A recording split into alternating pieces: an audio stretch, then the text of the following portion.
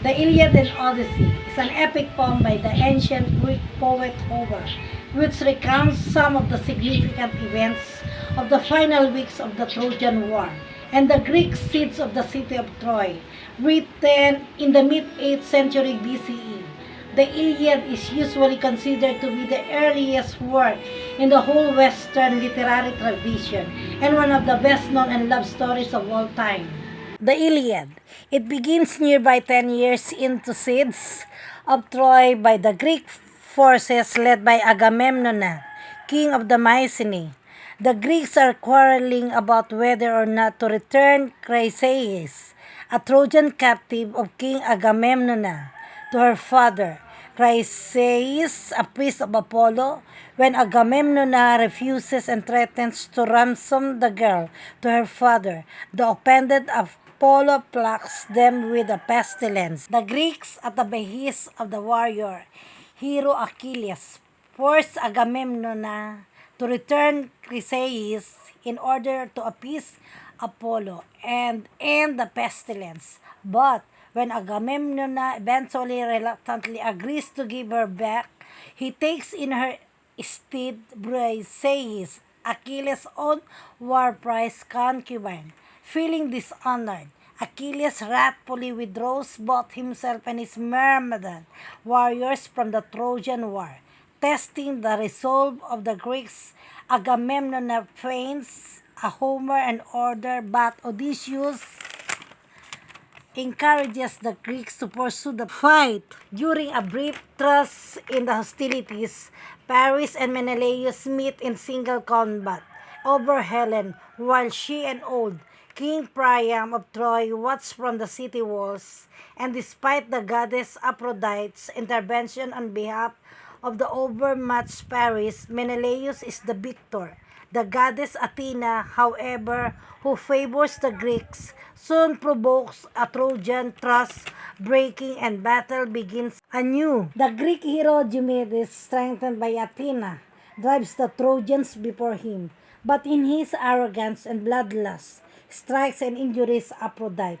Despite the misgivings of his wife, Andromache, the Trojan hero, Hector, son of the king Priam, challenges the Greek warrior hero Ajax to single combat and is almost overcome in battle.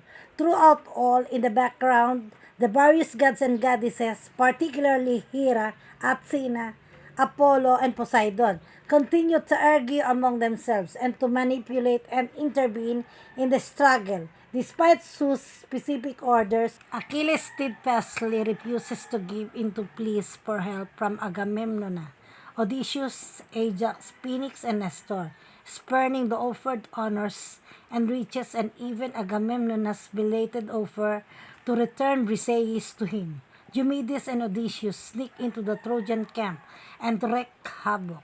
But with Achilles and his warriors out of battles, the tide appears to begin to turn in favor of the Trojans. Agamemnon is wounded in the battle, and despite the heroics of Ajax, Hector successfully breaches the fortified Greek camp, wounding Odysseus and Diomedes in the process, and threatens to set the Greek ships on fire.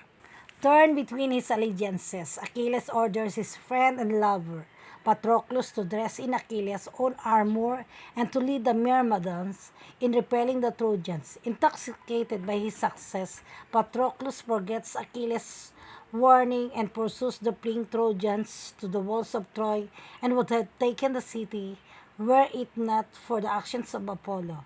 In the heat of the battle, though, Hector finds the disguised Patroclus and thinking him to be Achilles, fights.